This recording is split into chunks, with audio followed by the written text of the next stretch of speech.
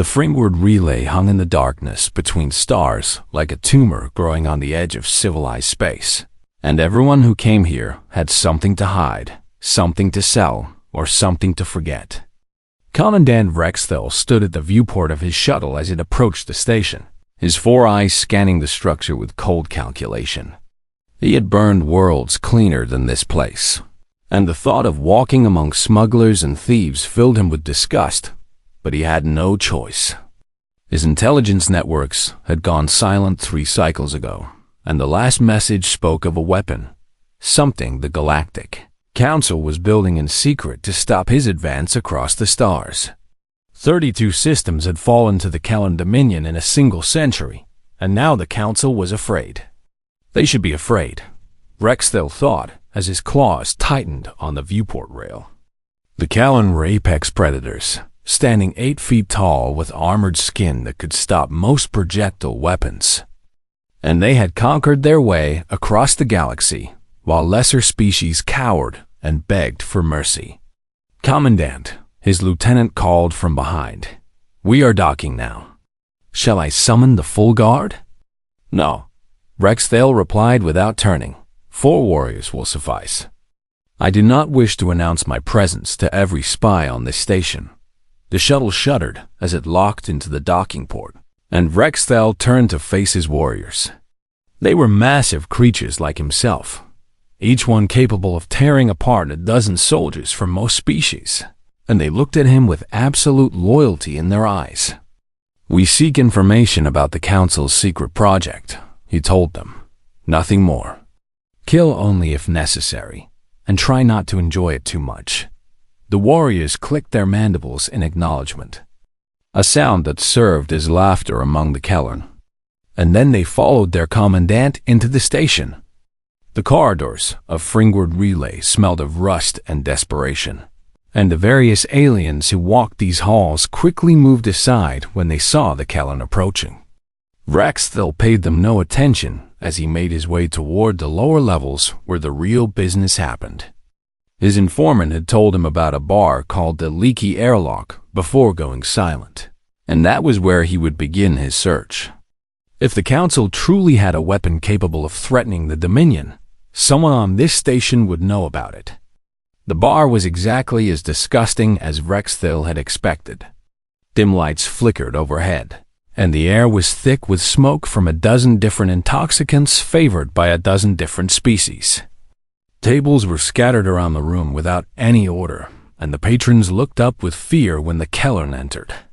Most of them anyway. Rexthel noticed that a small group of creatures near the back did not react to his entrance, and he recognized them as humans. He had heard of this species, but never bothered to learn much about them, because they were new to the galactic stage and utterly irrelevant to his plans. They were small and soft and weak, with only 2 eyes and no natural armor or weapons. The Council had not even granted them a proper seat yet, treating them as children who needed to be supervised. Rexthel dismissed them from his thoughts as one dismisses insects.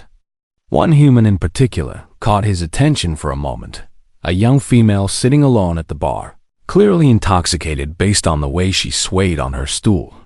She had dark hair that fell messily around her face, and she was staring at him with an expression he could not quite read. She raised her glass to him as if offering a toast, and then she smiled. Strange creatures, Rexthel thought before turning his attention to more important matters. The bartender was a Rilvian, a species known for dealing in information as readily as they dealt in drinks. Its multiple arms were already shaking as Rexthel approached the bar, and its bulbous eyes darted toward the exits as if calculating escape routes. "I seek information," Rexthel said, placing one massive clawed hand on the bar with enough force to crack the surface. "And you will provide it, of course." "Honored Commandant," the Rilvian stammered. "Anything you wish to know. How may this humble servant assist the great Kellan Dominion?" "The Council is building something." Rexthel leaned closer until his face was inches from the terrified bartender. "A weapon meant to stop my fleets. You will tell me everything you know about this project. I have heard rumors, the Rilvian said quickly. Whispers about something called a contingency plan, but no details. The council keeps their secrets well, even from those of us who trade in such things. Rexthale grabbed the bartender by what passed for a throat among Rilvians and lifted the creature off the ground. The bar went silent as everyone watched, and his warriors positioned themselves to deal with anyone foolish enough to interfere. That is not good enough, Rexthale growled. I did not come to this filthy station for rumors and whispers. Give me something useful, or I will tear this place apart and everyone in it. Please. The Rilvian gasped. I truly know nothing more. The council has been more secretive than ever in recent months, and my sources have all gone quiet. It is as if they are afraid to speak. Rexthale stared into the creature's terrified eyes and saw only truth. This pathetic fence knew nothing of value, and killing it would serve no purpose except to satisfy his growing frustration. He released the Rilvian and let it collapse behind the bar, and then he turned to survey the room. Perhaps one of these other wretched beings knew something useful, though he doubted it. That was when he noticed the human female had left her stool and was walking directly toward him. His warriors immediately raised their weapons, but the woman did not slow down or show any sign of fear. She moved with the unsteady gait of someone deeply intoxicated, yet her eyes, her strange human eyes, were fixed on Rexthale with an intensity that made him pause. You're looking for the weapon, she said, and it was not a question. Rexthale felt something strange stir in his chest as this tiny, fragile creature stood before him without trembling. Every other being in this bar was pressed against the walls or hiding under tables, but she stood there as if meeting an old friend. What do you know of it, human? He demanded. She smiled again, that strange, knowing smile, and reached into her pocket. His warriors tensed, ready to fire, but she only pulled out a simple paper napkin from the bar. She pressed it into his clawed hand and patted his chest plate like she was comforting a frightened child. Don't say I never did anything for you, big guy, she said with a wink. And then she walked out of the bar and disappeared into the station's corridors, leaving Rexthale standing there with a napkin in his hand and a feeling he had never experienced before.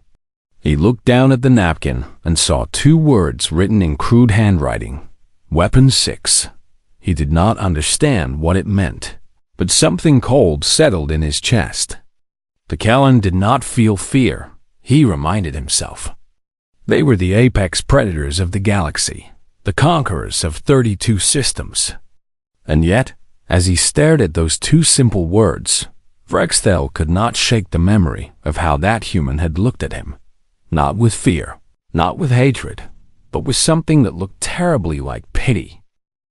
Rexthale stood in the command center of his flagship, the Void Crusher, and stared at the napkin that had been placed under a scanner for the 100th time. His analysts had examined every fiber of the material and tested it for hidden messages or chemicals, but they found nothing except ordinary paper and ink. Weapon 6. Those 2 words had burned themselves into his mind over the past 3 days, and he could not stop thinking about them. Every time he closed his eyes, he saw that human woman looking at him with pity, and the memory filled him with an emotion he refused to name. Commandant, his chief analyst said nervously, we have completed our investigation.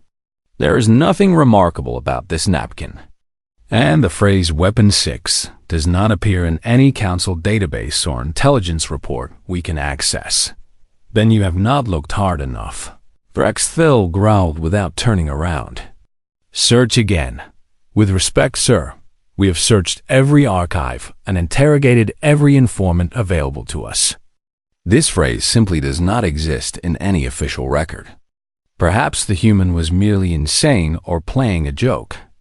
Rexthale finally turned to face his analyst, and the smaller Kellan flinched at the cold fury in his commander's eyes.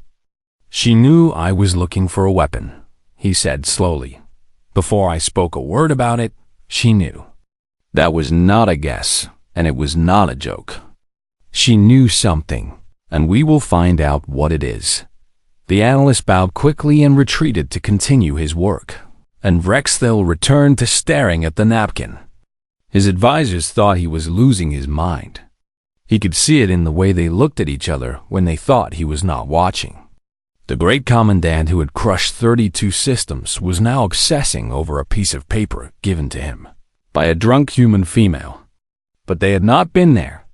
They had not seen the way she walked toward him without fear while everyone else in that bar trembled.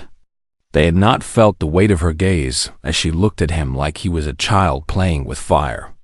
They had not heard the quiet certainty in her voice when she said those words. She had pitied him, and that was the part he could not accept.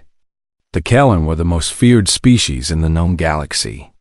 Worlds surrendered at the mere approach of their fleets, and entire civilizations had been erased for showing less disrespect than that human had shown. No one pitied the Kellen, no one dared.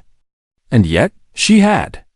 "Lieutenant," Rexthil called out, "bring me everything we have on the human species. I want their history, their biology, their psychology, everything." His lieutenant looked surprised but quickly moved to obey. And within the hour, Rexthil was reviewing what little the Dominion had bothered to collect about humanity. The information was sparse and dismissive. Humans had achieved faster-than-light travel barely 2 centuries ago, making them infants on the galactic stage. They were small, averaging less than 2 meters tall, with soft skin and fragile bones. They had no natural weapons, no armor, no exceptional senses, and their lifespans were pathetically short. The Galactic Council had not even granted them full membership, treating them as a minor species that needed supervision and protection. They were confined to a small cluster of systems on the edge of Council space, far from the major powers and trade routes. By every measure, humanity should have been utterly beneath his notice. But something in the reports made Rexthil uneasy. There were gaps in the information, things that should have been recorded but were not. Incidents that were mentioned briefly and then never explained. References to classified council documents that even Kellen intelligence could not access. One report mentioned that a Kellen scouting party had disappeared near a human border world 6 years ago. 30 warriors had simply vanished without a trace, and the investigation had been closed without explanation. Rexthil had never heard of this incident, which meant someone had deliberately kept it from him. Another report described a council emergency session held shortly after humanity made first contact. The details were heavily redacted, but the tone of the surviving fragments suggested something had alarmed the council greatly. Words like containment and observation protocols appeared repeatedly. Why would the council need to contain a species as weak as humanity? Rexthil dug deeper, using every resource at his disposal, and what he found disturbed him more with each passing hour. Human colonies had survived attacks that should have destroyed them. When the Threki raiders assaulted a human mining station, expecting easy prey, only 2 humans survived, but none of the 300 Threki returned. The council had classified the incident and forbidden anyone from investigating further. When a plague swept through a human agricultural world, the council expected the colony to collapse within weeks. Instead, the humans developed a cure in 3 days and were back to full production within a month. The medical team sent to study this achievement had their memories wiped before returning to council space. Something was very wrong here. "Commandant," his analyst interrupted, "we have found something.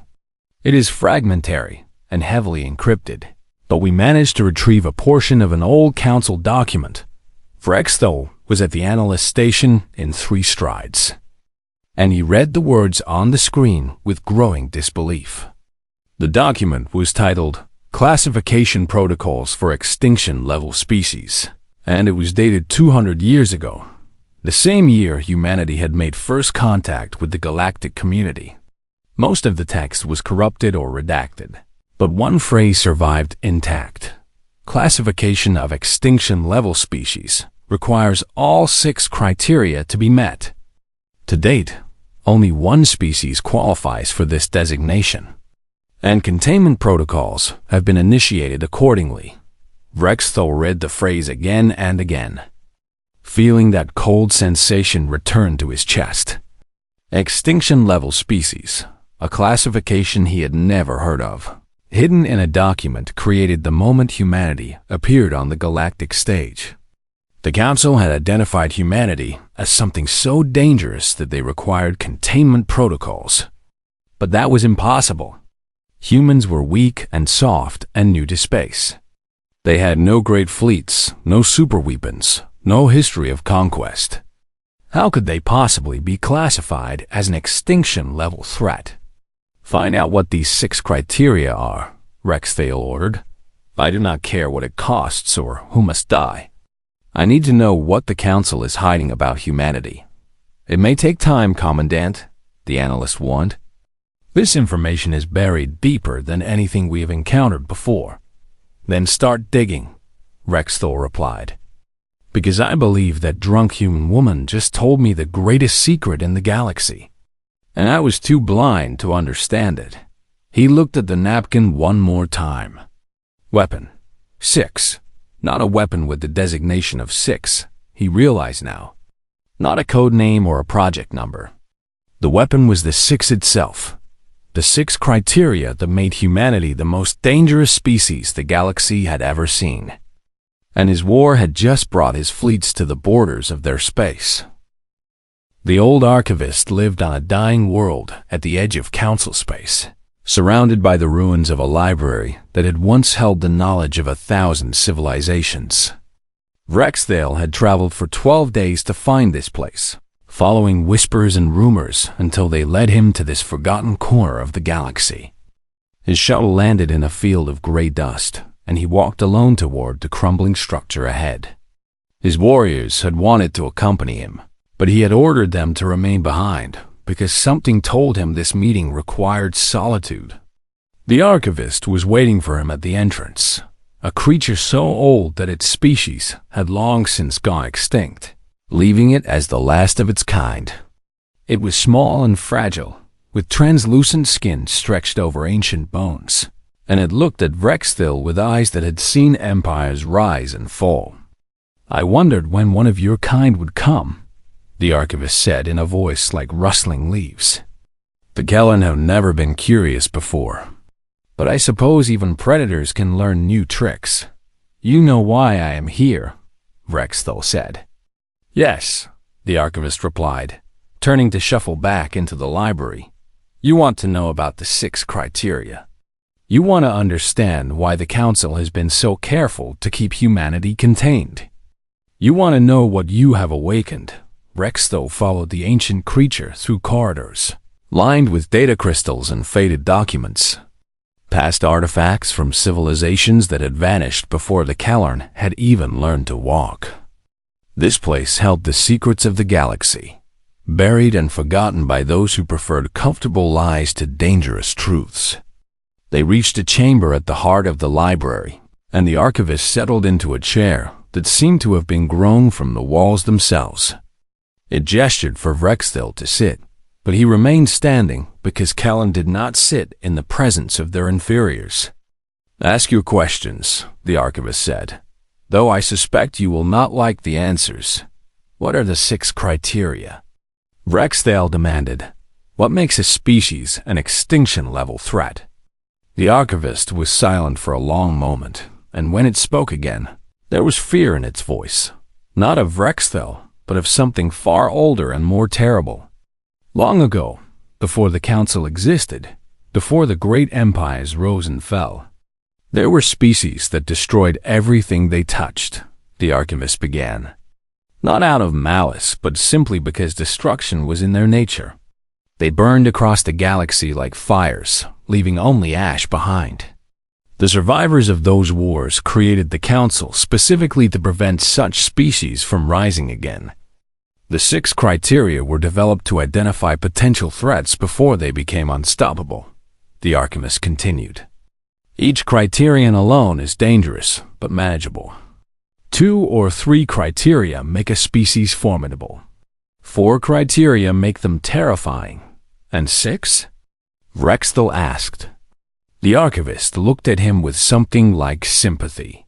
6 criteria have never been met by any species in recorded galactic history until humanity appeared 200 years ago.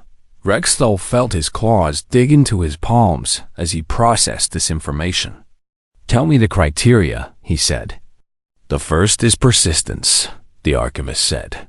The ability to survive conditions that would exterminate other species. Radiation, extreme temperatures, starvation, disease. A persistent species does not simply endure these things. They thrive in spite of them. Humans have survived ice ages, plagues that killed half their population, and self-inflicted catastrophes that would have broken any other species. They simply refuse to die.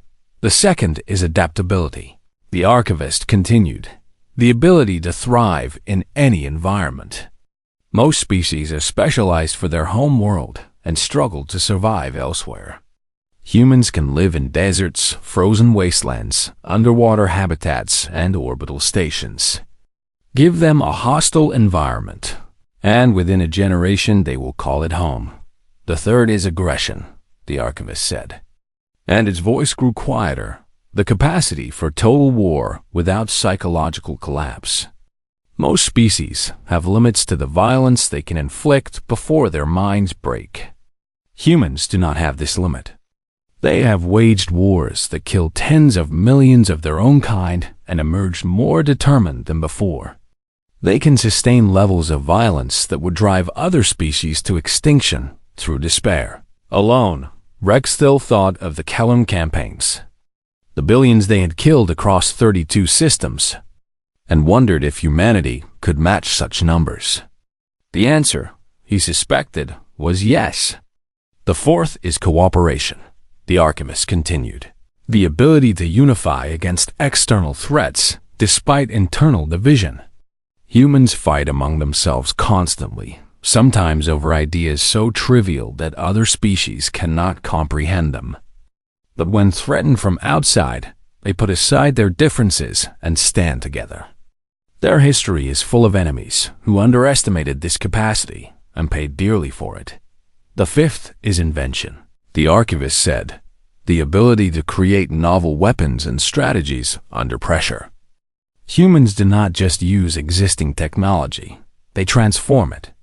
They adapt, improvise, and innovate in ways that other species find impossible to predict. Give them a rock, and they will find a way to destroy a starship with it. And the sixth? Rexthal asked, though part of him did not want to hear the answer. The archivist met his eyes with a gaze that had witnessed the death of worlds. The sixth criterion is the most dangerous of all, it said. Delayed response. Humans do not retaliate immediately when attacked. They wait, they watch, they learn. They study their enemy until they understand every weakness, every vulnerability, every blind spot. And then, when they finally strike, they do so with overwhelming force designed not just to win, but to ensure the threat can never rise again. The archivist leaned forward. Your species, Commandant, meets 4 of these criteria. You are persistent. You are aggressive. You can cooperate when necessary. And you have adaptability within limits. This makes you one of the most dangerous species in the galaxy. But you lack true invention. You conquer and use existing technology rather than create new approaches. And you lack delayed response. You strike immediately, directly, without patience or subtlety. Humanity has all 6, the archivist said. And the Council has spent 2 centuries keeping them isolated, keeping them ignorant of their own potential, keeping them peaceful. They have not given humans advanced technology. They have not allowed them to join the greater galactic community. They have contained them, hoping that humanity would never have a reason to look outward with hostile intent. But your war has reached their borders, the archivist whispered. Your fleets have destroyed worlds within sight of human space. You have given them a reason to notice you, to study you, to learn everything about your empire and your weaknesses. Rexthel stood in silence as the truth settled over him like a burial shroud. "How long do I have?" he asked. "I do not know," the archivist replied. "Days, months, years. It depends on how quickly they decide you are a sufficient threat. But when they come, Commandant, they will not come to fight a war. They will come to end one." Permanently, Rexthel turned and walked toward the exit, his mind racing with implications he could barely comprehend. "One more thing," the archivist called after him. "The human who gave you the warning, have you wondered why she bothered?" Rexthel stopped but did not turn around. "Because humans have another trait that is not listed in the criteria," the archivist said. "They have mercy. She gave you a chance to understand what you face before it is too late. I suggest you take it." The journey back to his fleet gave Rexthel time to think, and the more he thought, the more afraid he became. This was a new sensation for him, true fear, the kind that made lesser species freeze and tremble, and he hated every moment of it. He had always believed the Kellen were the greatest threat in the galaxy, the ultimate predators at the top of the food chain. Now he understood that they had only been allowed to believe this because the real apex predator had been sleeping. When he arrived at his flagship, his advisors were waiting with reports of their latest conquests. 3 more systems had fallen in his absence, and the Dominion's borders now extended to within striking distance of a dozen human colonies. They expected him to be pleased. "Halt all offensive operations," Rexthel ordered as he walked past them. The silence that followed was absolute. "Commandant?" his senior admiral asked, certain he had misheard. "You heard me," Rexthel said without stopping.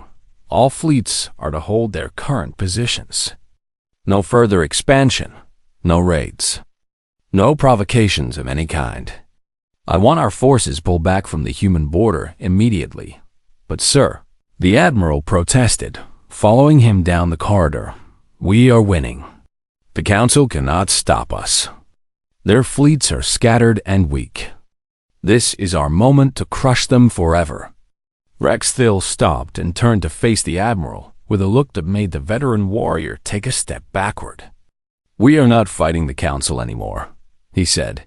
"We are fighting something far more dangerous, and we have already made a terrible mistake by bringing ourselves to their attention." "The humans?" the admiral asked with disbelief in his voice. "They are nothing. They have no real fleet, no weapons worth mentioning. We could destroy every one of their colonies in a month." "Could we?" Rexthel asked. "Then tell me what happened to the scouting party we sent to their borders 6 years ago. 30 of our best warriors vanished without a trace, and no one thought to inform me. Where did they go?" The admiral's face changed as he struggled to find an answer. That mission was classified by Central Command," he said. "I assumed it was a navigation error or equipment failure." "It was neither," Rexthel replied. "Those warriors are dead, killed by humans who were supposedly harmless. And I suspect that is not the only incident that has been hidden from us." He began walking again, and the admiral had to hurry to keep pace. "Sir, even if the humans are more capable than we believed, surely the might of the Dominion is nothing compared to what humanity can become when they decide to fight." Rexthel interrupted. "I have learned things during my journey, Admiral. Things that change everything we thought we knew about the galaxy." He stopped at the door to his private chambers and turned. "One last time. Contact our intelligence networks," he ordered. "I want to know everything the humans have been doing in the past 6 months. Every ship movement, every communication, every unusual activity. And tell our diplomats to prepare for negotiations." "Negotiations?" The admiral looked like he might collapse from shock.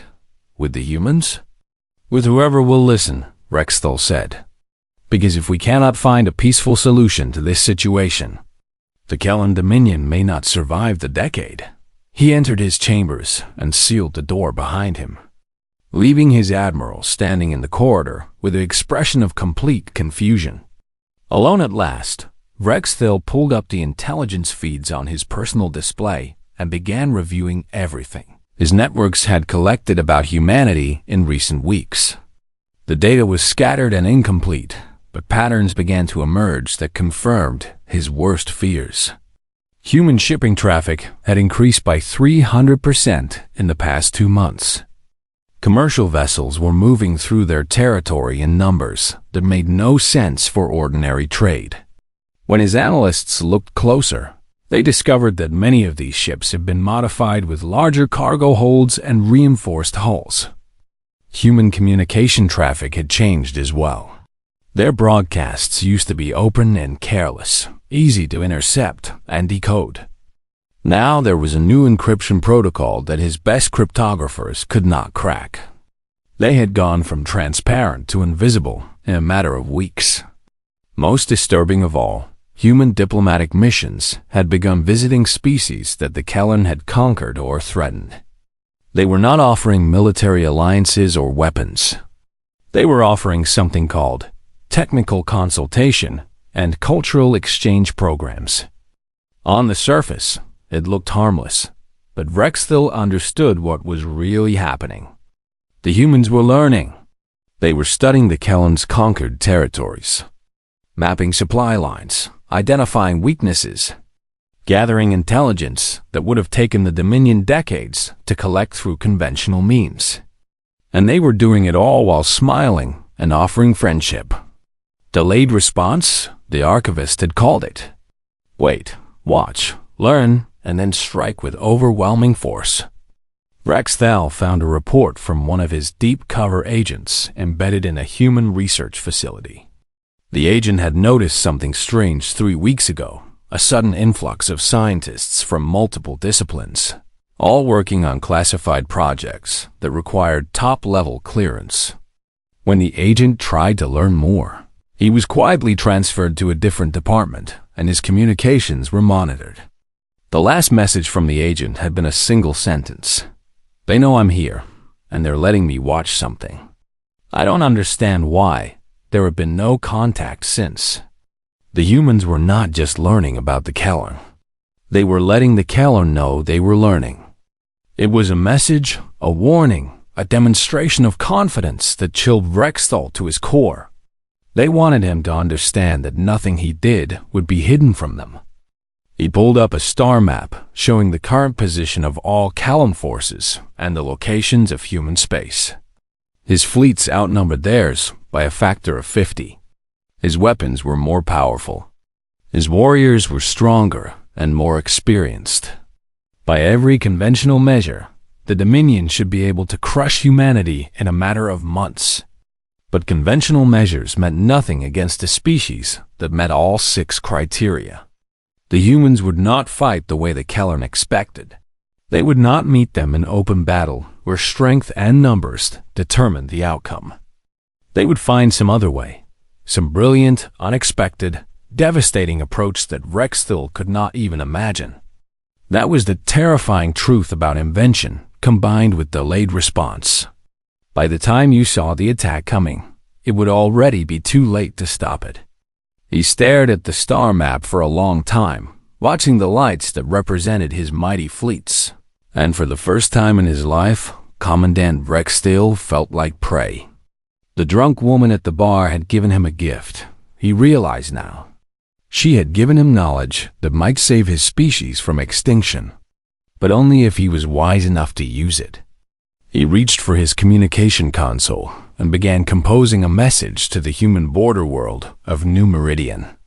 It would be the first diplomatic communication from the Kellan Dominion to humanity in history. He hoped it would not be the last. The response from New Meridian came within hours, far faster than Rexthal had expected. The humans had agreed to a diplomatic meeting, and they had suggested a neutral location in deep space where neither side would have a tactical advantage. It was exactly the kind of careful, measured response that made Rexthal nervous. He traveled alone to the meeting point in a small diplomatic shuttle, leaving his fleet behind as a gesture of good faith. His advisors had called him insane, but he understood something they did not.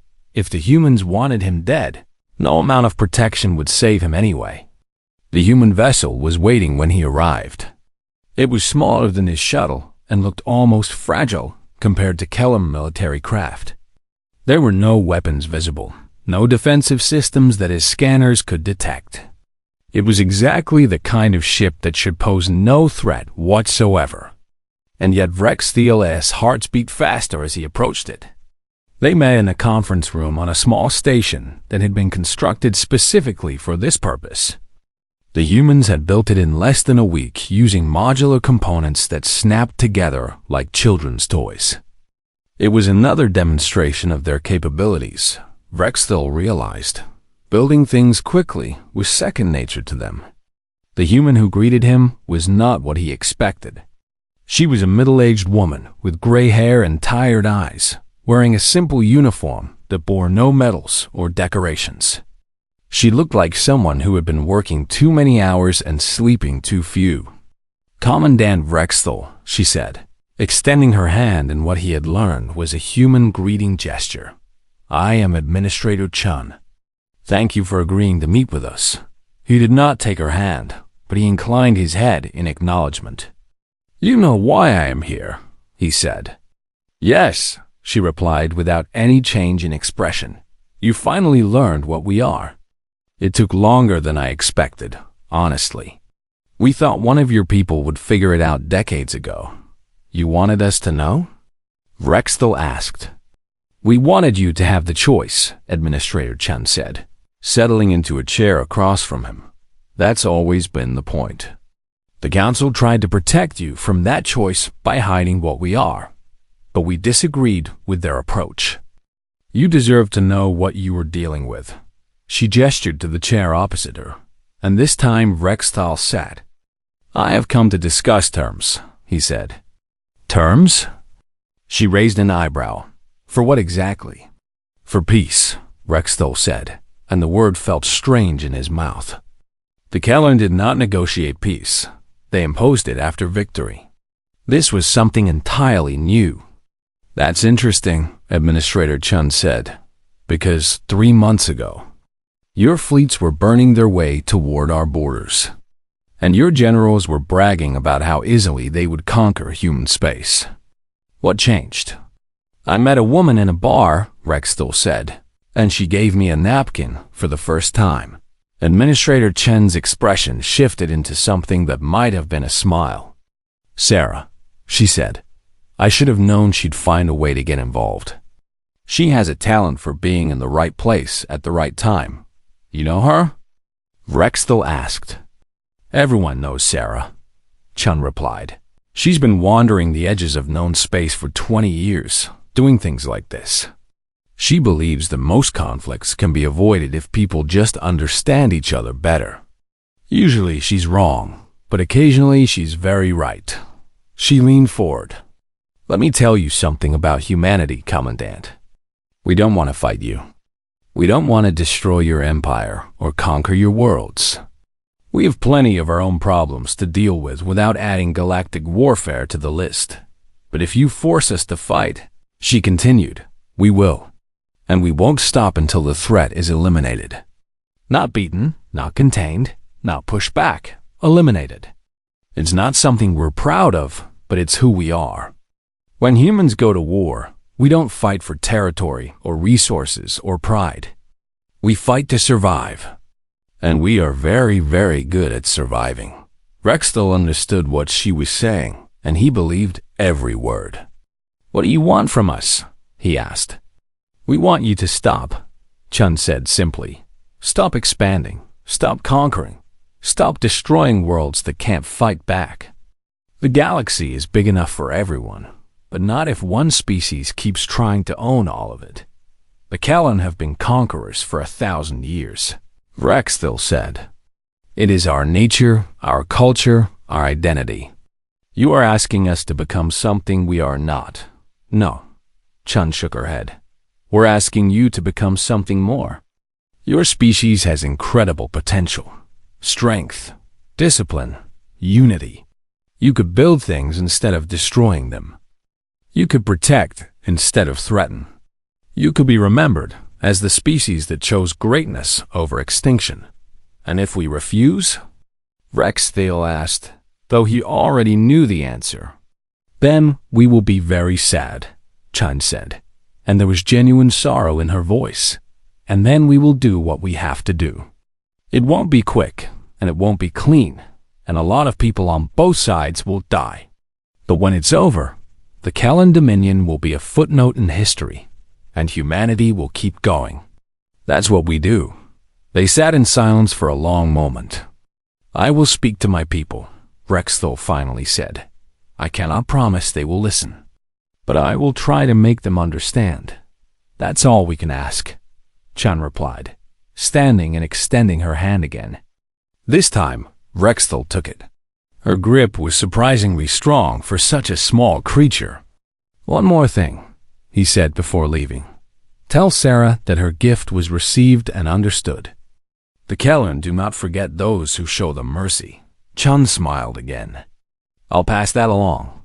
3 weeks later, on Fringward Relay, Sarah sat at her usual spot in the leaky airlock, nursing a drink and watching the various species that passed through the bar. She had heard rumors about the diplomatic meetings between the Kellan and humanity, and she allowed herself a small feeling of satisfaction. The bartender, a new Rilvian who had replaced the one Rexthal had terrorized, slid a package across the bar to her. This came for you, he said nervously, delivered by a Kellan courier. I don't know what you did, lady, but I hope you know what you're dealing with. Sarah smiled and opened the package. Inside was a campaign medal, the highest honor the Kellan Dominion could award. It was made of some dark metal she didn't recognize, engraved with symbols that represented 32 conquered systems. Warriors had killed entire worlds to earn medals like this. With it was a note written in elegant script, translated into human language. You were right to pity me. I didn't know what I was hunting. Thank you for the warning. May your species and mine find a way to exist together, or may your mercy be remembered when we cannot. Rex Thal. Sarah tucked the medal into her jacket and raised her glass to the empty room. Don't mention it, big guy, she said to no one in particular. We're all just trying to survive out here. Even the scary ones. She finished her drink and ordered another, already thinking about where she might wander next. The galaxy was full of people who needed to understand each other better, and Sarah had never been good at sitting still. Somewhere out among the stars, the Kellan Dominion was learning to be something other than conquerors. And humanity continued doing what it had always done, surviving, adapting, and hoping that tomorrow would be a little better than today. After all, that was what made them the most dangerous species in the galaxy. Not their weapons or their fleets or their technology, but their stubborn, unbreakable refusal to ever give up.